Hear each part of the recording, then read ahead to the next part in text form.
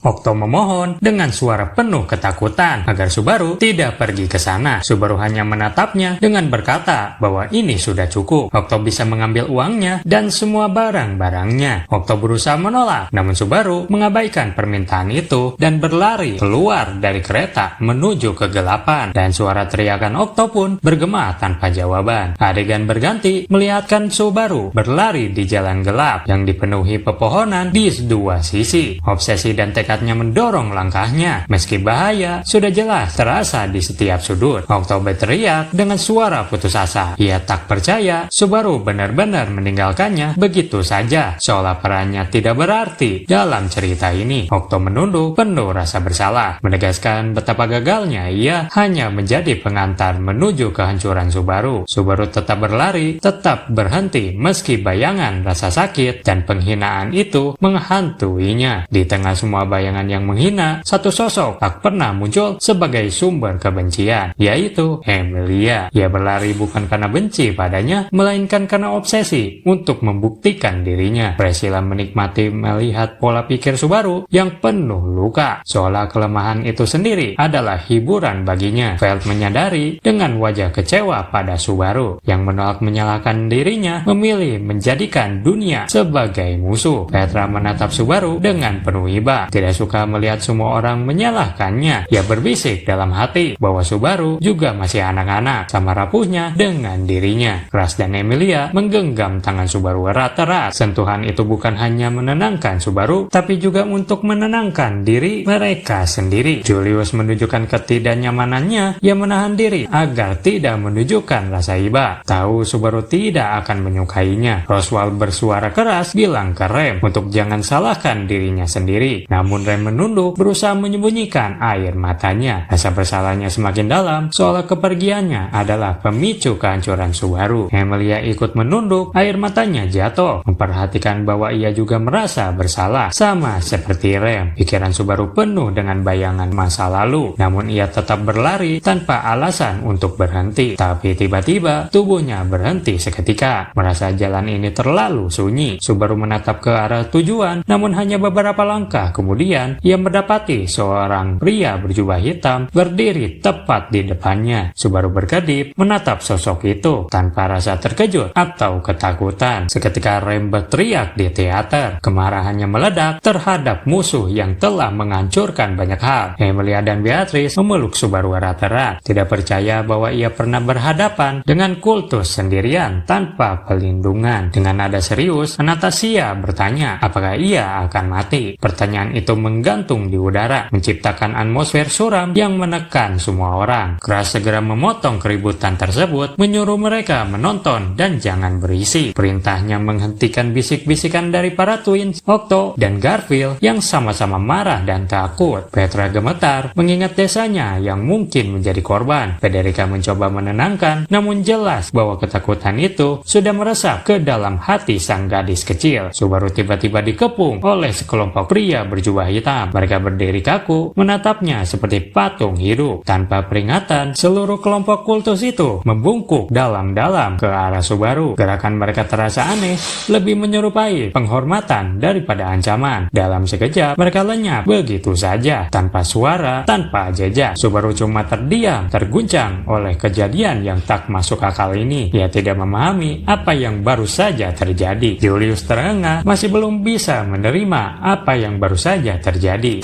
Membuatnya sulit menerima kenyataan bahwa kultus justru membungkuk padanya. Veld bertanya pada Reinhardt, dan Reinhardt menjawab dengan teori kalau kultus mungkin mencium bau penyihir dari Subaru, lalu memberi penghormatan sebagai calon anggota atau korban yang akan dipaksa. Wajahnya muram, sadar betapa mengerinya dari kata-katanya. Wilhelm menegur Reinhardt karena gak menyangka ia menuduh Subaru karena tergabung dalam sekte itu. Reinhardt menunduk berterima kasih dengan nada kecewa pada dirinya sendiri. Petra berteriak bahwa itu sangat menakutkan sambil memeluk Federica. Emilia mengatur napasnya, mencoba menenangkan diri dari rasa takut yang sama. Priscilla berkomentar dengan wajah letih, ini hanyalah sedikit hidangan pembuka untuk apa yang akan datang setelahnya. Roswell menatapnya, lalu bergumam tentang Subaru yang akan menghadapi Geus dalam bentuk barunya. Beatrice tampak hancur, tapi bukan penasaran. Ia menolak melihat saat Subaru dipaksa menghadapi kultus itu sendiri. Anastasia berbisik bahwa saat melawan sekte penyihir, dia memiliki kemampuan yang dapat digunakan. Crash menutup mulut dengan telapak tangannya, mengaku kalau ini mungkin saja kegagalan terbesarnya yang kini telah terwujud. Matanya menyala dengan amarah dan kebencian, menolak kenyataan yang ia lihat. Rem dengan suara kerasnya kalau ini bukan salahnya, tapi ia menyalahkan dirinya sendiri, seolah versi lain dari dirinya yang salah karena telah mengkhianati Subaru. Priscilla mencemooh kalau ini hanyalah alasan belaka, karena anak itu akan selalu tertinggal. Tak peduli seberapa keras mereka mengikatnya, Subaru pun mulai kembali berlari. Bayangan hinaan dan penolakan muncul satu persatu. Felix menyebutnya lemah, Julius mengalahkannya dan menyebutnya tak layak. Reinhard menilai penghinaannya sebagai sesuatu yang harus dimaafkan. Crash memerintahkannya untuk tetap diam karena dianggap lemah, dan meninggalkannya karena ia dianggap lemah. Semua kenangan itu menumpuk, membakar hatinya dengan amarah. Subaru berlari dengan tatapan tajam, penuh kebencian, seolah dunia telah menolak keberadaannya. Mimi mengangkat suaranya yang polos, berpikir bukankah ia seharusnya mengkhawatirkan teman-temannya daripada hal-hal seperti itu. Pertanyaan itu membuat banyak wajah di teater berubah bersalah, karena mereka tahu Subaru tenggelam dalam pikirannya sendiri. Julius menjawab dengan nada datar kalau Subaru tidak mau keluar dari kondisi pikirannya ini. Dia ditinggal sendirian tanpa ada yang memberitahunya cara lain untuk mengatasi rasa malu itu, ya dengan cara seperti itu. Emilia yang menunduk kepalanya bertanya apakah meninggalkannya adalah hal terburuk yang bisa dilakukan. Julius menegaskan tanpa belas kasih ke Emilia, bilang memang benar realitas pahit itu menghantam Emilia. Ram menambahkan kalau sikap Subaru sangat bergantung pada Emilia. Seharusnya dia tidak berada di dekatnya sama sekali jika ingin mengatasi obsesi mental seperti itu. Dia menumpuk punggung Rem, menegaskan bahwa ketergantungan Subaru pada Emilia adalah akar masalahnya. Emilia berbisik kalau itulah yang dikatakan Pak. Crash menggeleng, menatap Emilia dengan tajam kalau ia tak tahu siapa lagi yang seharusnya membuatnya kecewa, Emilia atau Subaru. Emilia menutup wajah dengan telapak tangan, tak sanggup mendengar kata-kata itu. Subaru terus berlari hingga pagi. Napasnya berat, paru-parunya bekerja keras, tubuhnya hampir runtuh, namun tekadnya tetap mendorongnya untuk terus maju. Ia berhenti di tengah jalan, menatap lurus ke depan dengan wajah penuh kelelahan. Ia pun bilang, "Aku kembali." Begitu Subaru mencapai desa, Petra langsung menyoroti detail kecil. Berpikir Rijano tidak membuka toko rotinya sampai siang hari, bukan saat subuh. Hati Petra berdengung kencang, seolah ingin keluar dari dadanya. Ketakutan bercampur dengan kewaspadaan membuat tubuh kecilnya bergemetar. Federica segera meraih Petra, berbisik lembut, memeluknya, dan mencoba meredakan ketakutan yang muncul begitu Subaru kembali ke desa. Adegan berganti ke Subaru yang berjalan di tengah desa. Kepalanya menoleh ke segala arah, mencari tanda-tanda kehidupan. Namun desa itu kosong, sunyi, seolah ditinggalkan seluruh penghuninya. Subaru mengetuk sebuah pintu, menunggu jawaban. Tapi tidak ada suara, tidak ada gerakan. Dia membuka pintu perlahan, hanya menemukan ruangan gelap yang diterangi sedikit cahaya matahari. Matanya naik melihat sepasang suami istri duduk kaku di kursi mereka. Posisi mereka tampak ganjil, seolah bukan manusia hidup, melainkan patung yang ditinggalkan. Subaru mengangkat bahu, menolak pemikiran lebih jauh, lalu melangkah ke rumah berikutnya. Subaru mencoba membuka pintu rumah berikutnya, namun terasa jauh lebih berat daripada sebelumnya. Dia menekan dengan bahunya, berusaha keras hingga terdengar suara yang aneh, seolah ada sesuatu yang menahan dari dalam. Subaru menunduk, matanya melebar saat melihat apa yang sebenarnya menahan pintu itu. Emosi tak terucapkan muncul di wajahnya. Perlahan Subaru tidak berkata apa-apa, hanya meninggalkan misteri yang semakin menekan suasana desa yang kosong. Sang twins berkomentar, bukankah tempat ini cukup padat penduduknya saat mereka di sana? Petra memeluk Federica lebih erat, mengabaikan perkataan TV. Nafasnya semakin berat ketika ia mengenali rumah Mosmuna dan Cikari. Menyadari posisi duduk mereka yang ganjil, Beatrice berkedip cepat, panik, tak mampu memahami perubahan mendadak yang terjadi di desa. Julius berpikir ada yang salah. Anastasia menambahkan kalau sejak awal mereka sudah tahu bahwa semuanya akan berakhir berantakan. Julius menunduk, mengingat bagaimana Subaru pernah merendahkan diri demi mendapatkan kepercayaan warga desa. Felix bertanya dengan rasa takut mengapa mereka tidak bisa melihat apa yang Subaru lihat. Roswell menjawab dengan nada aneh, menegaskan bahwa ekspresi Subaru adalah kunci untuk memahami apa yang sebenarnya terjadi. Keras menatap layar tanpa berkedip, tatapannya terpaku, penuh kegelisahan, seolah ia tahu sesuatu yang mengerikan sedang menunggu untuk terungkap. Subaru berjalan menuju pusat desa. Semakin jauh ia melangkah, semakin terguncang wajahnya. Pupil matanya bergemetar hebat, namun ia tidak berani menoleh atau meneliti lebih jauh. Dia hanya berjalan lurus, menahan diri dari kenyataan yang semakin jelas. Desa ini telah menjadi korban tragedi yang tak terbayangkan. Emilia menatap layar dengan mata melebar. Napasnya semakin cepat. Ucapannya tak mampu menyelesaikan kalimat karena horor yang ia lihat. Petra,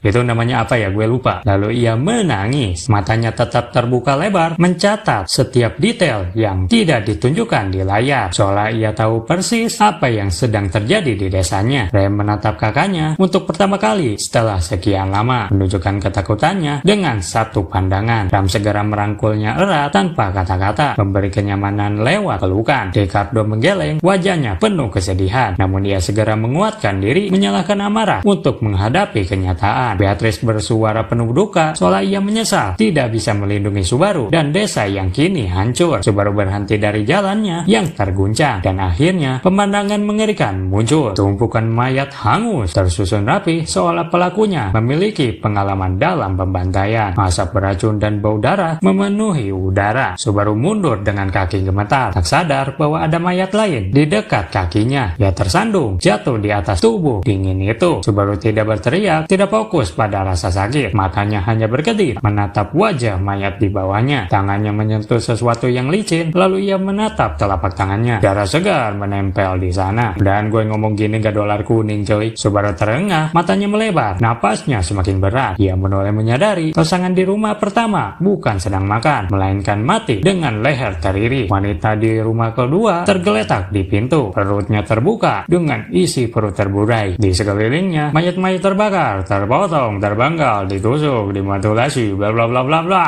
Wah, tubuh Subaru bergerak sendiri, matanya memaksa terbuka untuk melihat semua itu. Federica menutup mata Petra agar ia tak melihat lebih banyak. Namun tangisan kecil itu pecah. Jeritan Petra menggema di seluruh teater. Julius merasakan rasa bersalah dan ingin muntah karena pemandangan itu. Anastasia meski berusaha menyembunyikan wajahnya di balik sar birunya, menatap layar dengan tatapan paling dingin yang pernah terlihat. Garfield berusaha meyakinkan dirinya kalau Subaru pasti akan menyelamatkan mereka. Okto hanya menunduk lalu memeluk Garfield dengan satu tangan. Akhirnya keduanya menangis bersama, saling menopang di tengah trauma ini. Beatrice meski roh tua tetap gemetar melihat kebiadaban ini. Cross menundukkan topinya, menolak melihat layar, namun menggenggam pada tangan Subaru semakin erat. Emilia menangis, tak tahu apakah harus memeluk Petra atau Subaru. Ia bergumam lalu menutup mulutnya dan sadar betapa sendiriannya Subaru dalam tragedi ini. Sementara itu, Rem mengakui kegagalannya melindungi warga dan Ram menenangkannya dengan pelukan. Priscilla berteriak agar tayangan dihentikan, tapi Veld membalas dengan amarah dan air mata. Reinhard mencoba menahan Veld lalu menenangkannya dengan pelukan, meski wajahnya sendiri penuh penderitaan. Wilhelm merapikan telinga kucing Ferris dengan lembut, meski wajahnya tetap keras kayak batu. Ferris menangis ke baju Wilhelm, tak sanggup menahan kesedihan atas kematian warga yang tak bersalah.